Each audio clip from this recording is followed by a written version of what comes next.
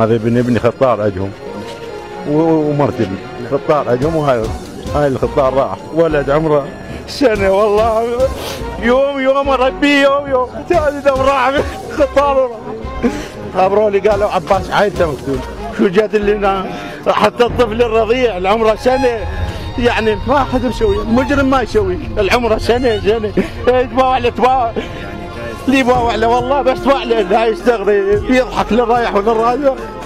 الخطار لحد الان لا واحد خلونا نشوفهم ولا خلونا اي شيء ما خلونا، يشحتون علينا الحكومه وطوقونا، حتى الكاميرا سحبوها وكلهم، حتى لا شفناهم ولا هاي ما لا مطلوب لا ايدي لا عنده خيرات الله، وهاي سياراته وماله عنده خير من يوم الله، ما نعرف هسه ضيعوها علينا، ضاع اكثر بين الذكرى، ولحد الان بعد يومين يقول لك ما ادري هو انتهى.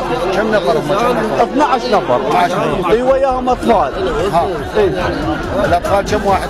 اطفال 3. ايش قد اعمارهم ما تعرف؟ سنتين وسنه، والباقي شباب ومزوجين وخير من يوم الله عنده باقي. ولد ايش قد؟ البنات ايش قد؟ كلهم 12 نفر. جاء عند والدته مسويه عمليه. نعم. وجاء ابن عمه يزورهم. نعم. ولقى الحادث خبر الثياج وخبر الحكومه. من طلقه واحده انقتل، شلون ضرب واحد 3 طلقات؟ يعني سينتهى طلقه واحده انقتله. هم يقولون ضابط يقولون 3 طلقات بي، يعني يقول 3 بي، ليش شلون اول وحده ما موت هنا يطق روح هنا يفتح ما يموت طلقه واحده، شلون 3 طلقات يلا موتنا. السلاح شنو كان؟ مسدس؟ ما ندري، ساعد المسدس، ساعد المنطقيه، ما طبينا شفنا شنو، ما نعرف شنو الانسان كله، ما نعرف ما حد طب من عندنا، ما شفنا شنو الانسان، كلهم اخوان كبار واختعتهم خطار، كلهم ضحايا كذا رايحه كذا. لا شفنا الحادث ولا شفنا شلون قتلوا، يعني بس الدوله موجوده، يعني احنا هلا خاصين ما خلينا نطب نشوفهم.